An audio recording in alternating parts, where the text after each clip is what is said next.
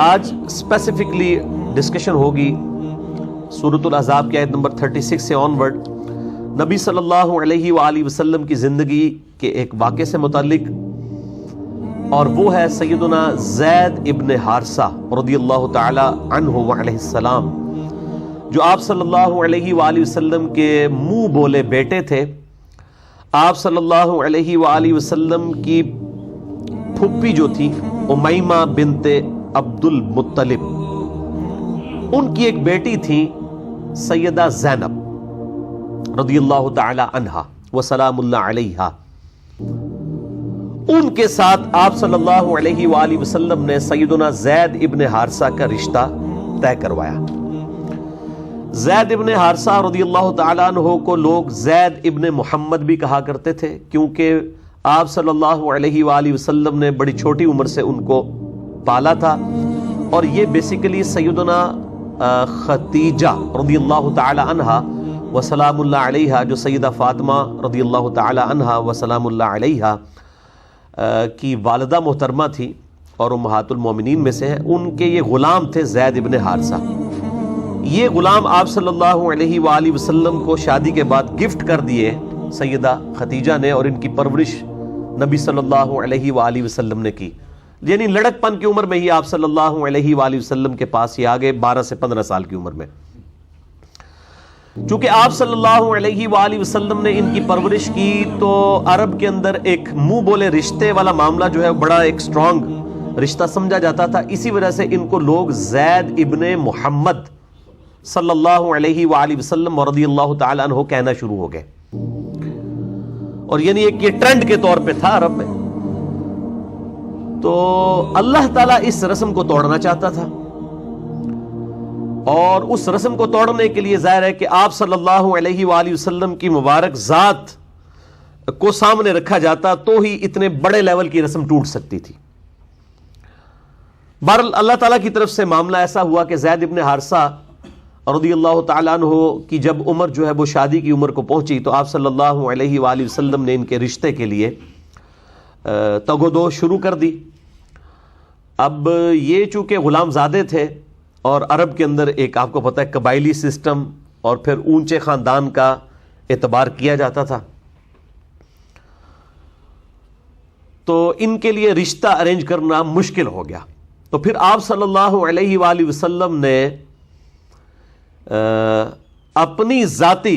کوشش کے ساتھ سیدہ امیمہ بنت عبد المطلب، جو آپ صلی اللہ علیہ وآلہ وسلم کی پھپھی تھیں، ان کی بیٹی سیدہ زینب رضی اللہ تعالی عنہا وسلام اللہ علیہا کے ساتھ زید ابن حارثہ کے رشتے کی بات چلائی۔ لیکن ظاہر ہے کہ اب زید ابن حارثہ جو ہے وہ غلام زادے تھے، اور رنگ بھی ان کا کالا تھا حبشیوں والا، اور دوسری طرف ایک ہاشمی خاندان جو قریش کا اعلیٰ ترین قبیلہ، خانہ کعبے کے متولی سیدنا عبد المطلب، اور ان کی وہ آپ سمجھ لیں پوتی ہیں، نبی صلی اللہ علیہ وآلہ وسلم بھی ان کے پوتے ہیں، تو ایک اونچا خاندان تو تھا۔ تو وہ لوگ ریلیکٹنٹ ہوئے اس رشتے کو قبول کرنے کے لیے، حالانکہ اللہ کے نبی صلی اللہ علیہ وآلہ وسلم نے رشتہ طے فرمایا، لیکن انہوں نے قبول نہیں کیا اور تذبذب کا شکار ہوئے۔ اللہ تعالیٰ نے بڑی سخت آیات نازل فرمائی قرآن کی، اور فرمایا کہ جب اللہ اور اس کا رسول عز و جل و صلی اللہ علیہ وآلہ وسلم کسی معاملے میں حکم دے دیں، پھر کسی شخص کی اپنی مرضی نہیں رہے گی، چاہے وہ دنیاوی معاملات سے ریلیٹڈ بھی کوئی معاملہ ہو، پھر کسی اور کی مرضی رہے گی نہیں۔ یہ وہی چیز ہے جو میں اکثر کہتا ہوں، کوئی بیچارہ جوانی کی عمر میں داڑھی رکھ لیتا ہے، ماں باپ کہتے ہیں کہ جی وہ جناب تو نے جوانی میں ہی روگ لگا لیا، پھر لوگ مجھے فون کر کے پوچھ رہے ہوتے ہیں کہ جی وہ ماں باپ اجازت نہیں دے رہے، قرآن حکیم میں ماں باپ کی بڑی تابع فرمان ہونے کا اللہ تعالیٰ نے حکم فرمایا ہے، تو اب ہم ماں باپ کی بات مانتے ہوئے داڑھی مڈا دیں؟ اور کئی بیچاری بچیاں ہیں جو ماں باپ کے کہنے کی وجہ سے پردہ کرنا چھوڑ دیتی ہیں، اور پھر ایسے لوگ وہ ای میلز کے ذریعے رابطہ کرتے ہیں۔ تو میں ان کو یہ بتاتا ہوں، اللہ کے بندو، اللہ اور اس کے محبوب صلی اللہ علیہ وآلہ وسلم کی اطاعت کے اندر ماں باپ کی اطاعت ہے۔ یہاں تو صحابہ کرام علیہ رضوان کو کہا جا رہا ہے کہ تمہاری اپنی کوئی مرضی نہیں رہے گی جب اللہ اور اس کے رسول صلی اللہ علیہ وآلہ وسلم کوئی حکم ارشاد فرما دیں؟ تو اب مجھے بتائیں صحابہ کا مرتبہ زیادہ ہے یا ہمارے ماں باپ کا؟ جب صحابہ کی مرضی ختم ہو جائے گی اللہ اور اس کے محبوب صلی اللہ علیہ وآلہ وسلم کے حکم کے مقابلے میں، تو اور تو کسی کی کوئی مرضی کی اہمیت ہی نہیں۔ حتیٰ کہ صحیح بخاری اور صحیح مسلم کی متفق علیہ حدیث ہے سیدنا مولا علی رضی اللہ تعالیٰ عنہ علیہ السلام سے کہ مخلوق کی اطاعت، آپ صلی اللہ علیہ وآلہ وسلم نے فرمایا کہ معروف کے اندر ہے، معصیت کے اندر کسی مخلوق کی اطاعت نہیں ہے خالق کے مقابلے کے اندر۔ اور یہ سخت ترین آیات یہاں پہ نازل ہوئی اس اعتبار سے کہ کسی مؤمن اور کسی مؤمنہ دونوں کے لیے یہ چیز شیان شان ہی نہیں ہے جبکہ اللہ اور اس کے محبوب صلی اللہ علیہ وآلہ وسلم کسی بات کا انہیں حکم دے تو ان کی اپنی مرضی بھی کوئی رہ جائے۔ ان الفاظ کے ساتھ ہی میں آیات بعد میں کور کروں گا، پہلے میں پورے کے پورا واقعہ جو ہے وہ ڈسکس کر لوں۔ بہرحال آیات نازل ہوئیں تو ظاہر ہے کہ پھر کس کی مجال تھی، وہ رشتہ ایکسپٹ کر لیا گیا، شادی ہو گئی۔ لیکن ظاہر ہے کہ وہ جب کف کا فرق آ جائے تو پھر دنیاوی اعتبار سے اس رشتے کا زیادہ دیر چلنا ممکن نہیں تھا، اور وہی ہوا۔ آپ صلی اللہ علیہ وآلہ وسلم کو آ کر اکثر زید ابن حارثہ یہ شکایت کیا کرتے تھے کہ یا رسول اللہ صلی اللہ علیہ وآلہ وسلم، میری بیوی میرے ساتھ صحیح طریقے سے بیہیو نہیں کرتی۔ ظاہر ہے کہ وہ غلام زادہ ہی ان کو سمجھتی تھی، خامن ہونے کے باوجود بھی وہ ڈیو رسپیکٹ نہیں دے سکی، اپنے آپ کو ہاشمی خاندان سے سمجھتے ہوئے، بہرحال جو بھی تھا۔ تو آپ صلی اللہ علیہ وآلہ وسلم ان کو سمجھایا کرتے تھے کہ بس اسی طرح صبر و شکر کے ساتھ زندگی گزارو، اور الٹیمیٹلی جب معاملہ بالکل یعنی بگڑ گیا تو طلاق والا معاملہ ہو گیا۔ اب آپ صلی اللہ علیہ وآلہ وسلم کے لیے ایک بہت بڑا امتحان شروع ہو گیا، کیونکہ آپ نے ہی تو انٹروین کر کے ایک ہاشمی خاندان کی عورت کی شادی کروائی ایک غلام زادے کے ساتھ، اور وہ جوانی میں ہی بیوہ ہو گئی۔ آپ صلی اللہ علیہ وآلہ وسلم کو اللہ تعالیٰ نے وحی کے ذریعے یہ بات ارشاد فرما دی کہ اس عورت کی اب کمپنسیشن اس طرح ہوگی کہ تمہارا رشتہ یعنی نبی صلی اللہ علیہ وآلہ وسلم کا رشتہ جو ہے وہ سیدہ زینب کے ساتھ کروا دیا جائے۔ یہ وحی کے ذریعے بتا دیا گیا، لیکن آپ صلی اللہ علیہ وآلہ وسلم نے اس کو ڈسکلوز نہیں کیا پبلک میں، لیکن قرآن حکیم میں انہی آیات میں اس کا اشارہ بھی آ جائے گا کہ آپ صلی اللہ علیہ وآلہ وسلم اپنے دل کے اندر ایک بات چھپاتے تھے اور اللہ اس بات کو ظاہر فرمانا چاہتا تھا۔ اللہ نے یہ ڈیسیژن کر لیا تھا کہ اللہ تعالیٰ آپ صلی اللہ علیہ وآلہ وسلم کے ذریعے یہ چیز اسٹیبلش کرے گا کہ منہ بولا رشتہ کوئی رشتہ نہیں ہے، اگرچہ سیدہ زینب منہ بولے رشتے کے اعتبار سے آپ صلی اللہ علیہ وآلہ وسلم کی بہو تھی، اور بہو اور سسر ہمیشہ کے لیے حرمت کا رشتہ اسٹیبلش ہو جاتا ہے چاہے بیٹا طلاق بھی دے دے، لیکن چونکہ یہ منہ بولا رشتہ تھا اس لیے اس رشتے کا ہونا یا نہ ہونا برابر ہے، لیکن عرب کے کلچر کے اندر اس کو حقیقی رشتہ ہی سمجھا جاتا تھا۔ اور اگر یہ معاملہ ہو جاتا کہ آپ صلی اللہ علیہ وآلہ وسلم طلاق کے بعد اپنی منہ بولی بہو کے ساتھ رشتہ کر لیں تو ایک ہنگامہ کھڑا ہو جانا تھا، لیکن اب اس رسم کو توڑنے کے لیے بھی ضروری تھا کہ آپ صلی اللہ علیہ وآلہ وسلم کو فرنٹ پہ رکھ کے اللہ تعالیٰ کوئی ایسا معاملہ اسٹیبلش کرتا کہ تاکہ لوگوں کو یقین آ جاتا کہ منہ بولا رشتہ کوئی چیز نہیں ہے۔ اتنا بڑا واقعہ کیا گیا، اور یہ جو منکرین حدیث ہے نا ان کے لیے واقعہ جو ہے نا وہ گلے کا پھندا بنا ہوا ہے، کیونکہ وہ اکثر ایسی احادیث جس میں اس قسم کے واقعات آتے ہیں تو وہ نبیوں کی حرمت کے خلاف اس کو سمجھتے ہیں۔ وہ کہتے ہیں دیکھیں جی نبی کی تو حرمت ہے، اللہ تعالیٰ کبھی بھی ایسا معاملہ نہیں کرے گا۔ وہ میں آج ڈیٹیل میں نہیں جاتا، میرے ایک یوٹیوب کے اوپر کلپ چڑھا ہوا ہے، کیا صحیح بخاری 100% صحیح ہے، جو لاکھوں لوگ دیکھ چکے ہیں، اس میں میں نے چند ایک واقعات کو ڈسکس کیا، لیکن یہ واقعہ ان کے گلے میں پھنسا ہوا ہے۔ اب وہ قرآن پاک میں آ کے اس کا انکار تو نہیں کر سکتے، حالانکہ اس کے اوپر بھی سیم ڈاکٹرائن کھڑی کی جا سکتی ہے کہ نبی کی تو ذات بہت اعلیٰ ذات ہے، اللہ تعالیٰ نے اگر رسم ہی ختم کرنی تھی تو کوئی ایک آیت نازل فرما دیتا۔ آپ صلی اللہ علیہ وآلہ وسلم کی مبارک ذات کو فرنٹ پہ کیوں رکھا گیا؟ تاکہ قیامت تک لوگ باتیں کرتے رہے کہ آپ صلی اللہ علیہ وآلہ وسلم نے نعوذ باللہ اپنی منہ بولی بہو کے ساتھ شادی کر لی ہے۔ حالانکہ ہمارے عام معاشرے کے اندر بھی جس بچے کو آپ نے بچپن سے لے کے پالا ہو اس کی پھر آپ خود شادی کروائیں تو ظاہر ہے کہ وہ اس سسر کے لیے وہ بہو کا درجہ ہی رکھتی ہے. یہ بڑا ناممکنات میں سے ہے کہ اس کے ساتھ وہ شادی کر لے. وہ ظاہر ہے کہ اس طرح کی چیز کبھی ڈیولپ ہی نہیں ہوتی ہے, اس کو تو بچے کی نظر سے ہی دیکھا ہوتا ہے. لیکن اللہ تعالیٰ نے یہ معاملہ کیا اور اس میں کوئی نبی کی حرمت بھی کوئی سٹیک پہ نہیں لگی ہے, کیونکہ رسم توڑنی تھی. اتنی بڑی رسم کو توڑنے کے لیے معاملہ کیا گیا. لہٰذا قرآن حکیم میں یہ واقعہ منکرین حدیث کے گلے کا پھندا بن چکا ہوا ہے. اگر یہ واقعہ بخاری اور مسلم میں ہوتا تو انہوں نے مذاق اڑانا تھا, دیکھو جی اللہ نے رسم ہی ختم کرنی تھی, اتنا بڑا واقعہ کرایا, آج تک جناب کافر پہ گلاں کر دینے, سارے اعتراضات کر دینے. تو اللہ تعالیٰ نے اگر رسم ہی توڑنی تھی تو کسی اس طریقے سے توڑ دی. تو یہ اعتراضات وہ کرتے اگر یہ بخاری اور مسلم میں واقعہ ہوتا, لیکن قرآن کے اندر آیا ہوا ہے. اس لیے میں نے جو نبی صلی اللہ علیہ وآلہ وسلم پہ جو جادو ہوا تھا, بخاری و مسلم میں حدیث ہے, اس کے دفاع میں بھی میں نے اس واقعے کو دلیل کے طور پر کوٹ کیا تھا کہ آپ جو ڈاکٹرائن کھڑی کرتے ہیں تو اصل اصول اور مبادی پہ بات ہونی چاہیے. آپ اگر چھوٹے چھوٹے پک اینڈ چوز کریں تو یقین کریں آپ کبھی بھی بات ہی نہیں کر سکتے کسی کے ساتھ. پہلے اصول طے کرنے ہوں گے, کن اصولوں کے اوپر آپ نے بات کرنی ہے, پھر آگے معاملات چل سکتے ہیں. اس طریقے سے تو معاملات چل ہی نہیں سکتے. بہرحال طلاق دے دی سیدنا زید ابن حارثہ رضی اللہ تعالیٰ عنہ نے, اور یہ واحد صحابی ہیں زید ابن حارثہ جن کا نام قرآن میں آیا ہے. سیدنا ابو بکر عمر عثمان علی رضی اللہ عنہم اجمعین وعلیہم السلام کا نام قرآن حکیم میں نہیں آیا, لیکن زید واحد صحابی ہیں, اکیلے ہی اکلوتے صحابی ایسے ہیں جن کا نام قرآن کے اندر آیا ہے. اس سے آپ اندازہ لگائیں کہ معاملہ بہت کریٹیکل ہے. تو انہوں نے طلاق دے دی. آپ صلی اللہ علیہ وآلہ وسلم کو اللہ تعالیٰ نے وحی کے ذریعے خبر دے دی کہ اب تو آپ کا رشتہ ہم زینب کے ساتھ کریں گے. تو آپ ظاہر ہے کہ کوئی بھی شریف النفس آدمی, پھر آپ صلی اللہ علیہ وآلہ وسلم کے بارے میں تو بخاری مسلم میں آتا ہے کہ آپ میں کنواری لڑکیوں سے زیادہ شرم و حیا تھی. جس شخص کے اندر کنواری لڑکیوں سے زیادہ شرم و حیا ہو اور اس کو یہ بات بتائی جائے کہ پورے عرب کے کلچر کے ساتھ آپ کو اب جو ہے وہ سامنا کرنا پڑے گا اپنے منہ بولے بیٹے کی طلاق یافتہ بہو کے ساتھ آپ کی شادی ہم کروائیں گے, تو آپ صلی اللہ علیہ وآلہ وسلم اس حوالے سے جو ہے وہ پریشان تھے. لیکن اللہ تعالیٰ فرماتے ہیں ہم نے یہ رسم توڑنے کے لیے یہ چیز ظاہر کرنی تھی, اور باقاعدہ اس کی حکمت قرآن حکیم میں انہی آیات میں بیان ہوئی ہے کہ ہم نے یہ کیوں کیا ہے. اور اللہ تعالیٰ فرماتا ہے کہ اس سے پہلے بھی ہماری یہ سنت رہی ہے کہ ہم نے نبیوں کے ذریعے بڑی بڑی رسومات کو توڑا ہے. لہٰذا اگر آپ صلی اللہ علیہ وآلہ وسلم کی عزت اور ناموس اس حوالے سے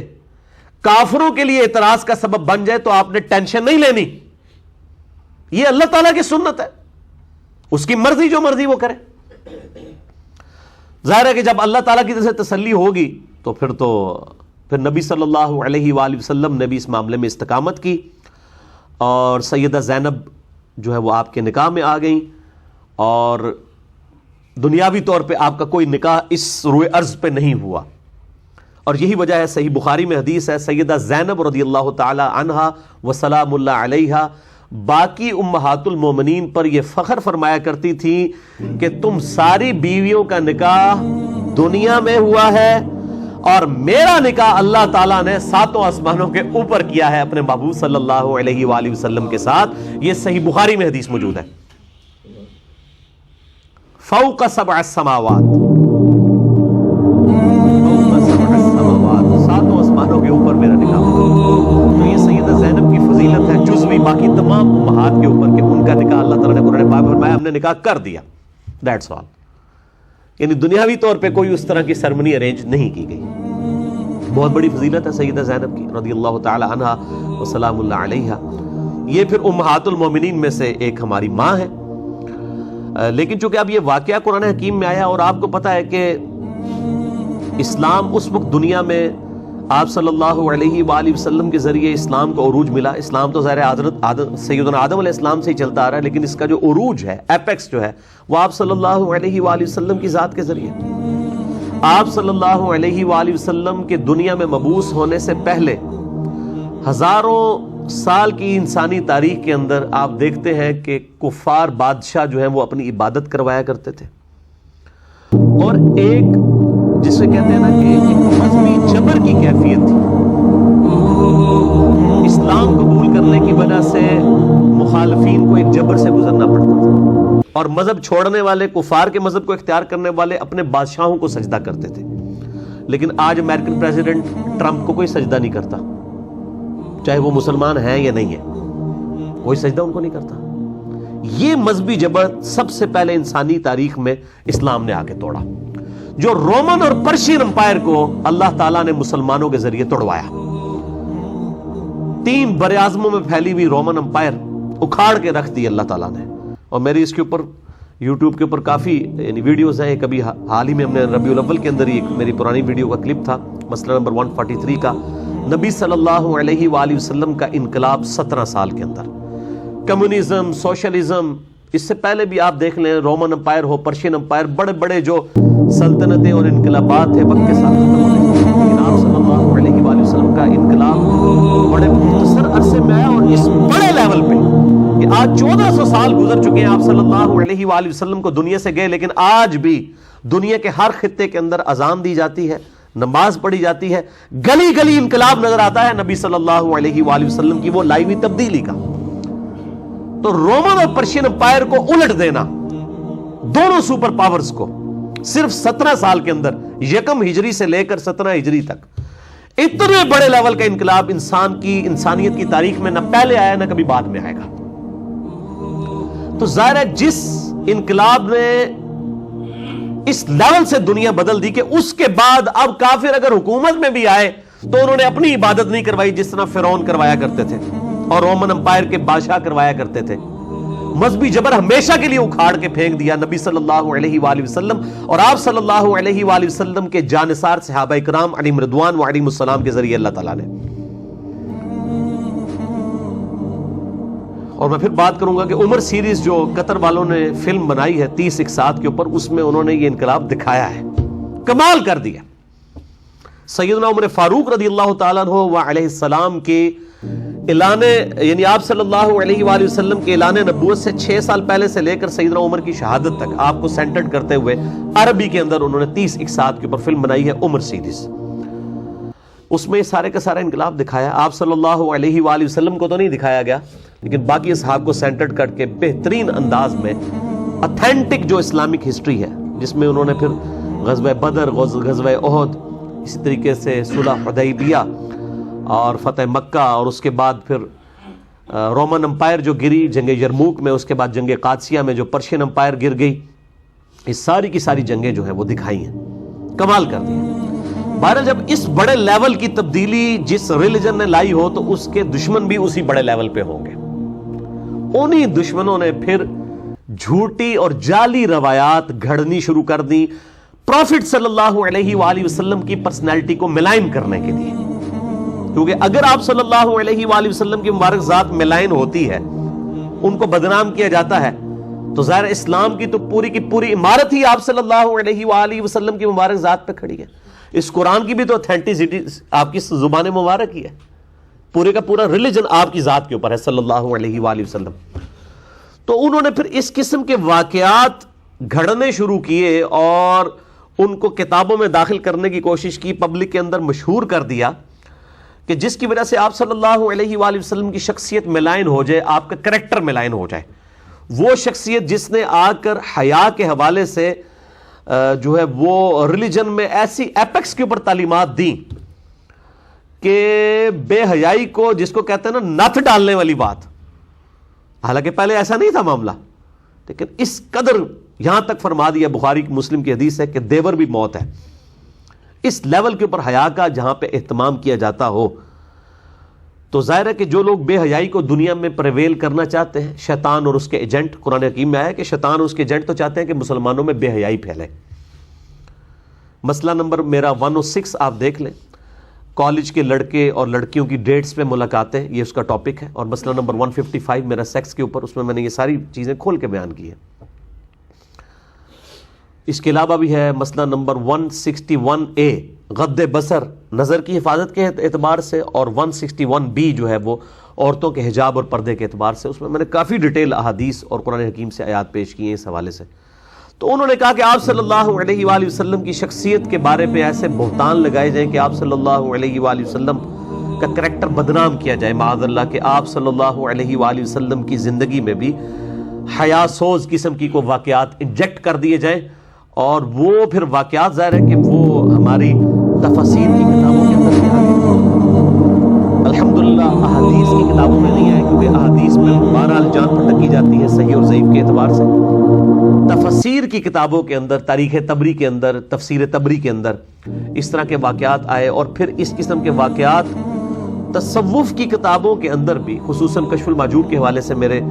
کہ یہ کلپس بھی ریکارڈڈ ہیں اور میں نے لیکچر بھی ریکارڈ کروایا ہے، اس کتاب کے اندر بھی صحب اور سکر کی بحث میں اس طرح کے واقعات، سیدنا زید ابن حارثہ کی بیوی کے ساتھ نعوذ باللہ من ذالک ایک جھوٹا سکینڈل گھڑا گیا کہ آپ صلی اللہ علیہ وآلہ وسلم کو نعوذ باللہ ان کی ایک دفعہ نگاہ جو ہے وہ زید ابن حارثہ کی بیوی پہ پڑ گئی، تو آپ کے دل میں ان کے لیے جو ہے وہ کوئی ایسے جذبات پیدا ہوئے، تو اللہ تعالیٰ نے ان جذبات کی قدر کرتے ہوئے، اب دیکھیں نا کیسی، جس کو کہتے ہیں نا کہ وہ میٹھی پوڑی کے اندر اتنے گستاخانہ واقعہ انجیکٹ کیا کہ جی وہ تو اللہ نے تو اپنے نبی کی قدر کی ہے جی، اس کو کون سا گستاخانہ واقعہ ہے، لیکن آپ دیکھیں کتنے غیر محسوس طریقے سے گستاخی انجیکٹ کر دی کہ نبی کی چونکہ نگاہ پڑ گئی تو نبی صلی اللہ علیہ وآلہ وسلم، حالانکہ یہ نہیں پتا کہ نبی صلی اللہ علیہ وآلہ وسلم کی جس نبی کی تعلیم ہے کہ اگر نگاہ پڑے تو ہٹا لو، اور صحیح مسلم میں حدیث ہے اگر کسی غیر عورت پر نگاہ پڑے تو اپنی بیوی کے پاس جاؤ، اس کے پاس بھی وہی کچھ ہے جو اس کے پاس ہے، جو نبی یہ تعلیم دے رہے ہیں اور پریکٹیکلی کر کے بھی دکھا رہے ہیں، انہوں نے یہ معاملات کرنے تھے، اور پھر جی وہ دل میں گھر کر گئی ان کی محبت، نعوذ باللہ من ذالک، تو اللہ نے اپنے نبی کا ریکارڈ کیا۔ اب دیکھیں آپ، اللہ تعالیٰ کے بارے میں بھی حیا سوز واقعہ بیان کر دیا کہ اللہ تعالیٰ بھی نعوذ باللہ اس قسم کی بے حیائی کو کوئی نعوذ باللہ پروموٹ کرتا ہے، تو وہ ان کے دل میں گھر کر گئی، تو اللہ تعالیٰ نے پھر وہ زید ابن حارثہ کے دل میں نفرت ڈال دی سیدہ زینب کی، اللہ نے ڈال دی، حالانکہ میں نے بتایا کہ وہ تو ہاشمی اور غلام زادہ، وہ والا فرق تو آج بھی موجود ہے، آپ دیکھ لیں، وہ سٹیٹس کف بھی ایک ہی نہیں تھا، وہ یہ وجوہات تھی، تو وہ اس کی وجہ سے ان پہ حرام ہو گئی، تو انہوں نے طلاق دی، بعد میں شادی کر دی، اور پھر اس کے بعد انہوں نے کہا کہ جو اسی حوالے سے جو تصوف کے ہاں جو ہے سکر کا ایک کانسیپٹ پایا جاتا ہے وہ بھی اسی کیٹیگری کے اندر فال کرتا ہے، اور جو صحب کا کنسیپٹ پایا جاتا ہے اس کے حوالے سے انہوں نے وہ تورات جو ٹیمپرڈ فارم میں ہے اس کے اندر ایک واقعہ سیدنا داؤد علیہ السلام کے بارے میں بھی آتا ہے کہ وہ ان کی نگاہ ایک دفعہ اپنے صحابی اوریہ کی بیوی پہ پڑ گئی جو چھت کے اوپر نہا رہی تھی نعوذ باللہ، تو انہوں نے اوریہ کو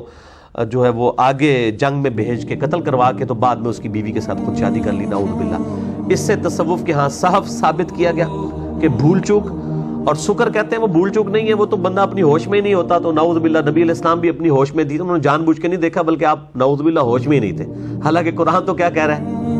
ما ضل صاحبکم وما غوا، تمہارے نبی نہ کبھی بہکے ہیں نہ کبھی بہرا چلے ہیں، وما ینطق عن الہوا،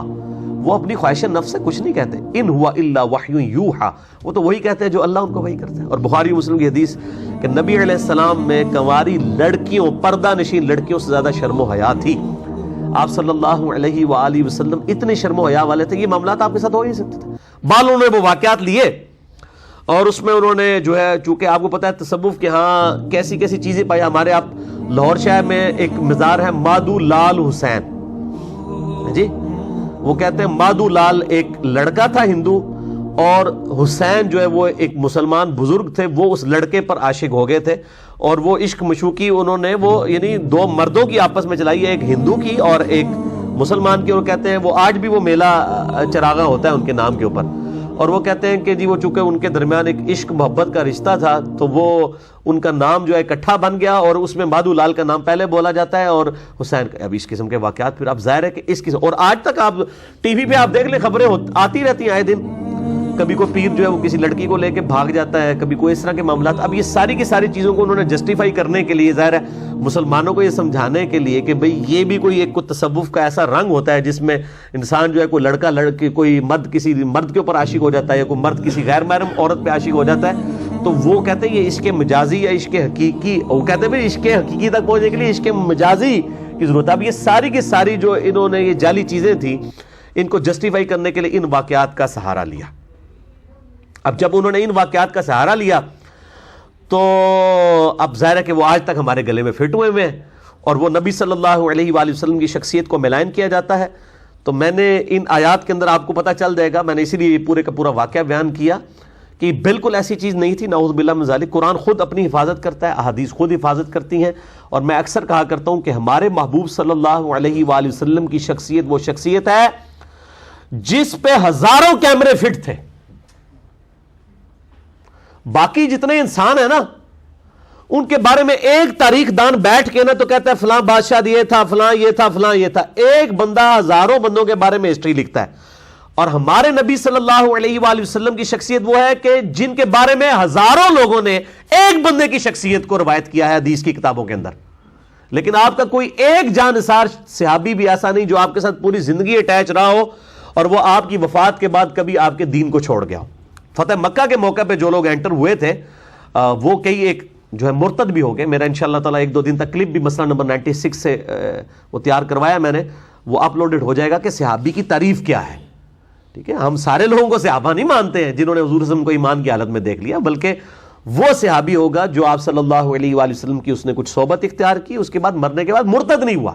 ورنہ کئی صحابہ تو حضرت ابوبکر کے خلاف منکرین زکات بن گئے، مسلمہ کذاب کے ساتھ جا کے مل گئے. بخاری مسلم حدیث ہے کہ ایسے لوگ جب میرے حوض کوثر پہ لائے جائیں گے میں کہوں گا یا ربی اصحابی اصحابی، اے میرے رب یہ میرے صحابہ ہیں. تو اللہ فرمائے گا آپ کو نہیں پتا آپ کے بعد انہوں نے دین کو چھوڑ دیا تھا، دین سے الٹے قدم پھر جائیں گے، پھر گئے تھے. تو میں کہوں گا سحقن سحقن لمن غیر بعدی، ان پر پھٹکار ہوتی ہے. یہ جو پکڑ کے مارے اہل حدیث کو بریلوی لوگوں پر لگا رہے ہوتے ہیں، یہ تو الفاظ اصحابی اصحابی کم از کم 10 روایتیں بخاری اور مسلم میں موجود ہیں حوض کوثر کے کانٹیکسٹ میں. خیر یہ الگ سے انشاءاللہ کلپ ایک آدھ دن میں اپلوڈ ہو جائے گا. وہ کلپ تیار ہو گیا تقریباً 12-13 منٹ کا. مسئلہ نمبر 96 عظمت صحابہ، رد المنافقین اور سنی شیعہ کے اختلاف کا تحقیقی جائزہ. تو یہ آپ صلی اللہ علیہ وآلہ وسلم پہ ہزاروں کیمرے فٹ تھے، لیکن آپ کا کوئی ساتھی آپ سے الگ نہیں ہوا کہ جی ہم تو مفاد کی خاطر اس کے ساتھ اٹیچ تھے نعوذ باللہ، اور آپ وفات کے بعد ہم آپ کو حقیقت بتا دیتے ہیں یہ شخص یہ نہیں تھا. بلکہ حالت یہ ہوئی ہے کہ آپ کی زندگی میں وہ عروج نہیں آیا، اور یہ اللہ تعالیٰ نے آپ کی نبوت کی حفاظت کی. هو الذی ارسل رسولہ بالہدی ودین الحق لیظہرہ علی الدین کلہ. وہی اللہ ہے جس نے اپنے محبوب صلی اللہ علیہ وآلہ وسلم کو الہدا یعنی قرآن اور دین حق کے ساتھ مبعوث کیا تاکہ اس کو تمام ادیان پر غالب کر دے. ولو کرہ الکافرون، چاہے کافر اس کا، ولو کرہ المشرکون، چاہے مشرک اور کافر اس کا برا مان جائے. تو آپ صلی اللہ علیہ وآلہ وسلم کی مبارک زندگی میں اگر یہ دین کا غلبہ ہوتا، لوگ کہتے ہیں ہاں جی بڑے بڑے لیڈرز آئے تھے، غلبہ تو ہو ہی جانا تھا، لیکن آپ کے بعد ہوا ہے. اور اس حالت میں ہوا ہے جب ہزاروں لوگ جو فتح مکہ پر آپ پہ ایمان لے آئے تھے، آپ کی وفات کے بعد وہ دین کو چھوڑ گئے. اس کے باوجود اللہ تعالیٰ نے صحابہ کرام علیہم رضوان، خلفائے راشدین علیہم رضوان و علیہم السلام کو اس قدر استقامت دی کہ وہ پیشن کے ساتھ چلے اور پہلے عرب کے اندر غلبہ حاصل کیا، اس کے بعد رومن اور پرشین امپائر کو جنگ قادسیہ، جنگ یرموک کے اندر اکھاڑ کے رکھ دیا. تو یہ غیر معمولی اللہ تعالیٰ کی مدد تھی صحابہ کرام علیہم رضوان کے ساتھ. تو اتنے کیمرے جس شخص کے اوپر فٹ ہو اس کو تو یعنی اپنا کریکٹر اس کا تو بالکل کھلی کتاب ہوتا ہے. تو ایسا کوئی واقعہ کسی حدیث کی کتاب کے اندر رپورٹ نہیں ہوا.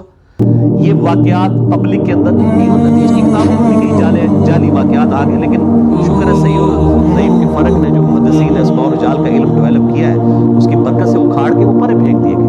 اور یہ تو شکر الحمدللہ کسی حدیث کی کتاب میں بھی واقعہ نہیں آیا. یہ تفسیر طبری کے اندر آیا. تفسیر ابن کثیر میں بھی حافظ ابن کثیر نے اسے نقل کیا اور کہا کہ یہ بالکل جعلی واقعہ ہے. اور علامہ قرطبی نے بھی اس کو جعلی کہا. لیکن تصوف کے ہاں نہ صرف یہ واقعہ نقل کیا گیا بلکہ انہوں نے اپنے بزرگوں کی جو غلط عقائد و نظریات تھے ان کو ڈیڈکٹ کیا اس واقعے کے ساتھ جو ہے ہی بالکل جعلی تھا. تو آج میں اس کی ڈیٹیل میں نہیں جاؤں گا، میں آلریڈی اس کے اوپر کافی دفعہ بول چکا ہوں. مسئلہ نمبر 71B آج سے 5 سال پہلے میرا ریکارڈڈ ہے. انڈیا اور پاکستان کے بزرگوں کی 19 گستاخانہ عبارات کا تحقیقی جائزہ، اور ریٹن میں بھی ہماری ویب سائٹ اہلسنتپاک.com پہ میرا ریسرچ پیپر ہے اندھا دھند پیروی کا انجام، جو لیکچر کے اینڈ پہ سب لوگوں کو مل جائے گا. اس میں میں نے یہ سارے واقعات نقل کیے اور قرآن و سنت سے ان کے اوپر محاسبہ کیا ہے. تو مسئلہ نمبر 71B بھی میرا دیکھ سکتے ہیں. اس کے علاوہ مسئلہ نمبر 164A اور 164B جس میں نے پریکٹیکلی یہ کتابیں جو ہیں HD کیمرے میں دکھا کے اور یہ ساری چیزیں بتائی ہیں کہ لمحہ فکریہ ہے ان کتابوں کو چھاپنے والوں کے لیے، اور لمحہ فکریہ ہے ان لوگوں کے لیے کہ جو ان کتابوں کو اس اعتبار سے پبلک میں پریزنٹ کر رہے ہیں کہ شاید اصل ریلیجن ان کتابوں کے اندر موجود ہے جن میں ایسے گستاخانہ عبارات موجود ہیں. اور میں نے ان ویڈیوز میں بھی بار بار کہا، میں آج بھی کہتا ہوں کہ ان کتابوں کے مصنفین کے ساتھ ہمارا کوئی لینا دینا نہیں ہے، کیونکہ ہمیں نہیں پتا انہوں نے لکھا یا نہیں لکھا. ہمارا جھگڑا ان لوگوں کے ساتھ ہے جو آج تک وہ کتابیں چھاپ رہے ہیں. بہرحال آج میں اس ڈیٹیل میں نہیں جاؤں گا، یہ اتنی گفتگو کافی تھی. اب ان آیات کو کور کر لیتے ہیں. سیدہ زینب اور رضی اللہ تعالی عنہا و سلام اللہ علیہا کے اعتبار سے اعوذ باللہ من الشیطان الرجیم، سورۃ الاحزاب آیت نمبر 36. وما کان للمؤمن، کسی مؤمن کے لیے شایع نہیں ہے، ولا مؤمنۃ، اور نہ ہی کسی مؤمن عورت کے وہ یہ زیب دیتا ہے، اذا قضى اللہ ورسولہ امرا، کہ جب اللہ اور اس کا رسول کسی معاملے میں فیصلہ فرما دے، حکم دے دے، ان یکون لہم الخیرۃ من امرہم، کہ انہیں اس معاملے میں اپنا بھی کوئی اختیار رہ جائے، کیونکہ النبی اولیٰ بالمؤمنین من انفسہم وازواجہم امہاتہم، نبی صلی اللہ علیہ وآلہ وسلم مومنین کے اوپر ان کی جانوں سے بڑھ کر حق رکھتے ہیں، اور نبی کی بیویاں امت کی مائیں ہیں. تو کیسے یہ مومن مرد اور مومن عورت کے پاس کوئی اختیار رہ جاتا ہے جب اللہ اور اس کے محبوب صلی اللہ علیہ وآلہ وسلم کسی معاملے میں حکم دے دے؟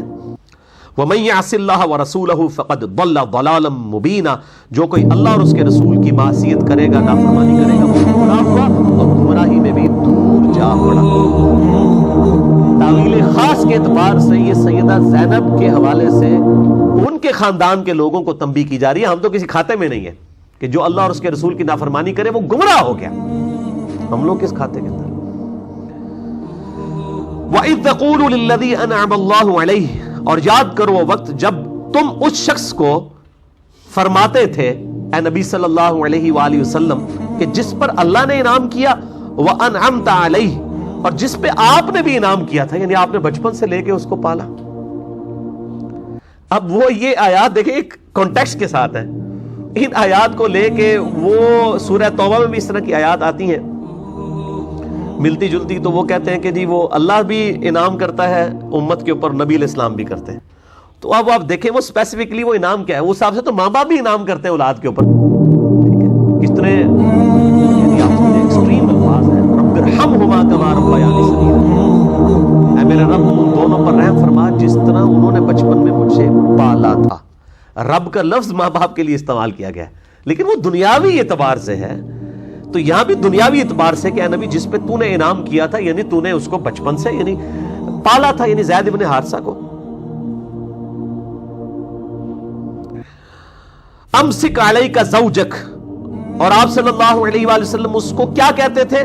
کہ اپنی بیوی کو اپنے پاس ہی اپنی زوجیت میں رکھ، واتق اللہ، اور اللہ سے ڈر. ٹھیک ہے، اب آپ صلی اللہ علیہ وآلہ وسلم کیا نعوذ باللہ یہ آپ کوئی کہہ سکتے ہیں دنیاوی اعتبار سے کوئی ایکٹنگ والا معاملہ تھا؟ نہیں. جب آپ کوئی کہہ رہے ہیں اور اللہ بھی فرما رہا ہے کہ آپ یہ کہتے تھے، آپ کی تو پوری خواہش تھی کہ وہ عورت ان کے عقد میں ہی رہے. وَتُخْفِي مَا فِي نَفْسِكَ، اور آپ چھپاتے تھے اس بات کو جو آپ کے جی میں تھی. وَاللَّهُ مُبْدِيهِ وَتَخْشَى النَّاسَ، جس بات کو اللہ نے ظاہر فرما دینا تھا اور آپ لوگوں سے ڈرتے تھے.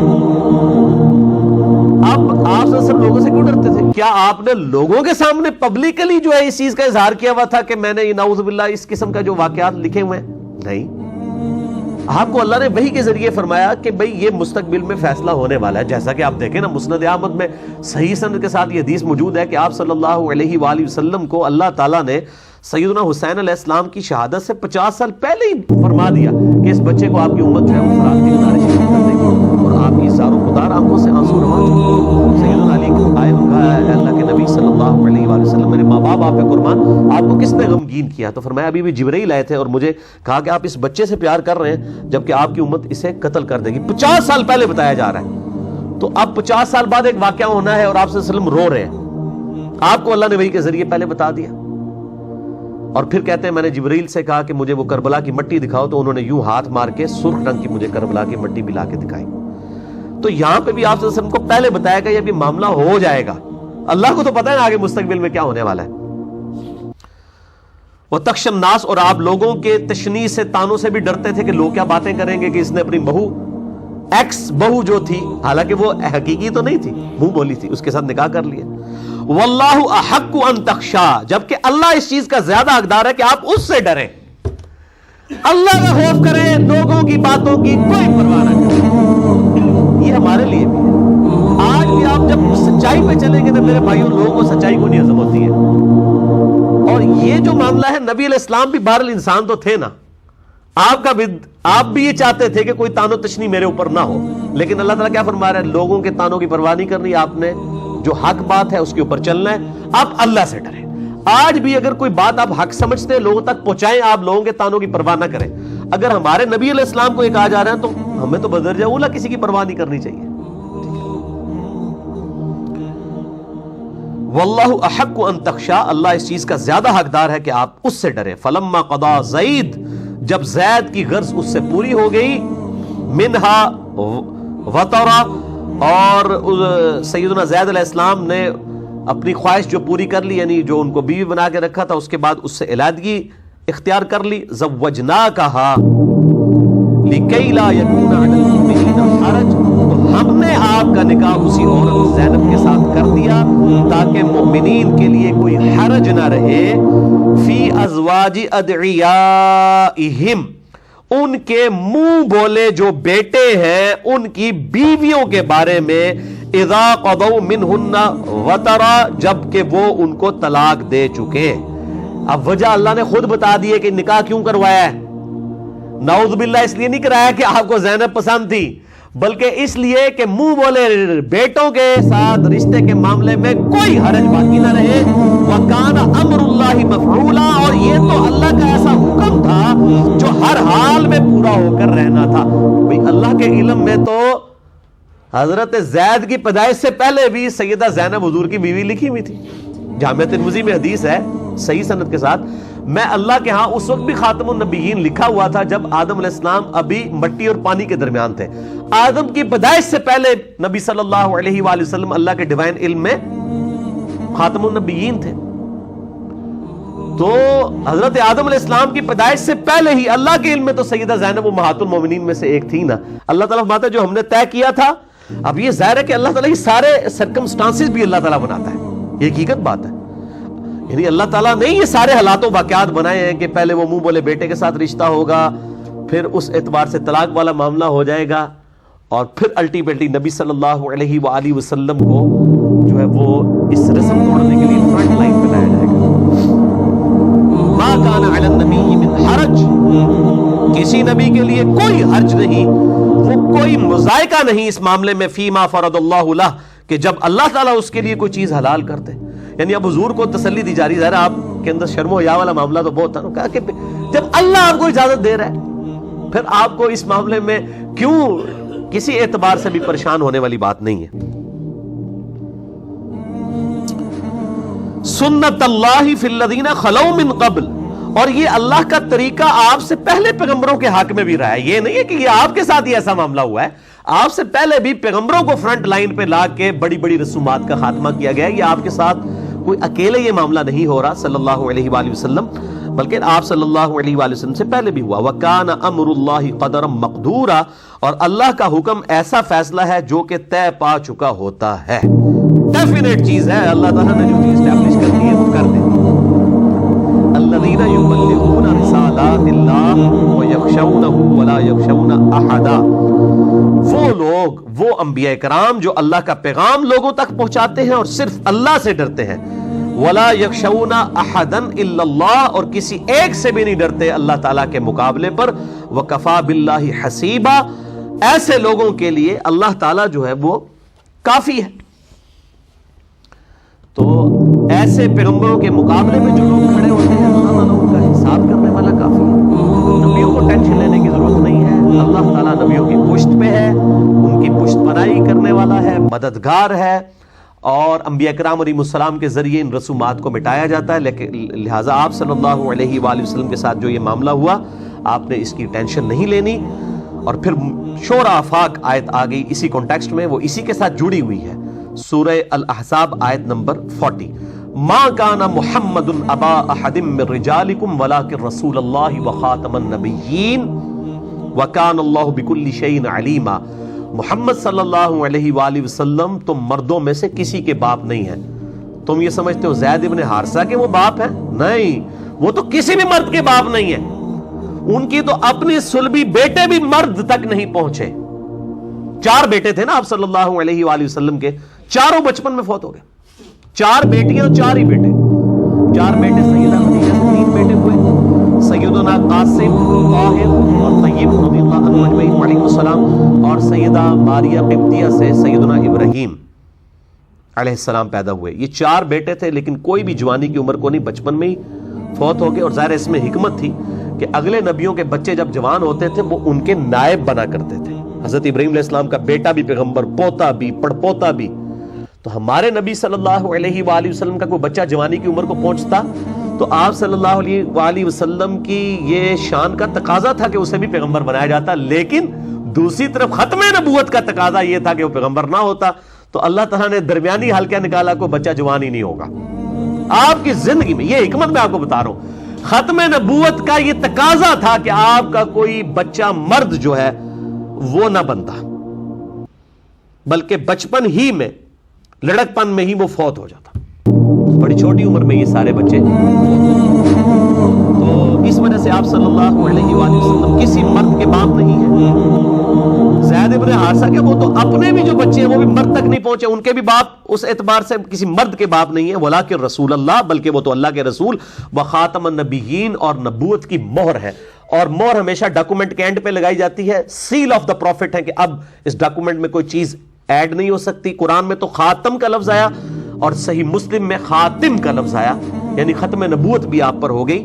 وَكَانَ اللَّهُ بِكُلِّ شَيْءٍ عَلِيمًا، اور اللہ تعالیٰ نے ہر چیز کو اپنے علم سے گھیرا ہوا ہے۔ اب یہ آیت ایسی ہے کہ جس کے اوپر گھنٹوں بولا جا سکتا ہے، لیکن میں الحمدللہ اس کے اوپر آلریڈی جو قادیانیوں نے ایک فتنہ کھڑا کیا ہے خاتم کے لفظ کے اعتبار سے، مسئلہ نمبر 40 میرا ریکارڈڈ ہے، اس کو 40 نمبر مسئلہ اسی آیت نمبر 40 کی نسبت سے ہی قرار دیا گیا تھا۔ اہل سنت پاک.com پہ آپ مسئلہ نمبر 40 لکھیں، 40 مسئلہ MAS اپوسٹرافی والا کوما ALAH، تو وہ مسئلہ نمبر 40 کھل جائے گا، جس میں خاتم اور خاتم کے اعتبار سے اور قرآن حکیم کی آیات اور بخاری اور مسلم کی کئی احادیث سے میں نے ختم نبوت کے مسئلے کو الحمدللہ ایڈریس کیا۔ آج میں اس ڈیٹیل میں نہیں جاؤں گا، ورنہ یہ 40-50 منٹ اسی آیت کے اوپر لگ جائیں گے۔ جو چیزیں پہلے آلریڈی ریکارڈڈ ہیں، ظاہر ہے انہی سے ہی ہم بینیفٹ اٹھائیں تاکہ ہماری یہ ترجمہ کلاس جو ہے جلدی جلدی کور ہو، تو وہ ضرور دیکھ لیں۔ بہرحال اس آیت سے یہ بات پتہ چل گئی کہ آپ صلی اللہ علیہ وآلہ وسلم کسی مرد کے باپ نہیں ہیں، نہ زید ابن حارثہ کے باپ ہیں اور نہ ہی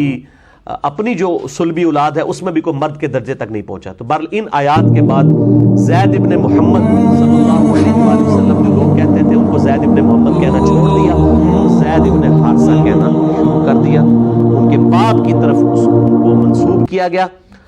اور منہ بولا رشتے والا معاملہ، اس سے یہ بھی بات پتہ چلی کہ اگر کوئی لے پالک بچہ لیا جائے گا تو اس کے باپ کا نام نہیں چینج کیا جائے گا۔ صحیح بخاری میں حدیث ہے کہ ایسے شخص پہ جنت حرام ہے جو اپنے نام باپ کا نام بدل لے۔ اس کے حوالے سے میں پہلے بھی ڈسکشن کر چکا ہوں، اور انہی طرح کی احادیث کے ایک غلط انٹرپریٹیشن بھی علماء عرب کی طرف سے کی گئی کہ بھئی خاوند کا نام جو ہے وہ بیوی اپنے نام کے ساتھ نہیں لکھ سکتی کیونکہ وہ اپنے باپ کا نام بدل دے گی، وہ خاوند کا نام لکھا ہوتا ہے۔ تو وہ میرا ایک یوٹیوب کے اوپر کلپ ہے، آپ دیکھ سکتے ہیں۔ کیا بیوی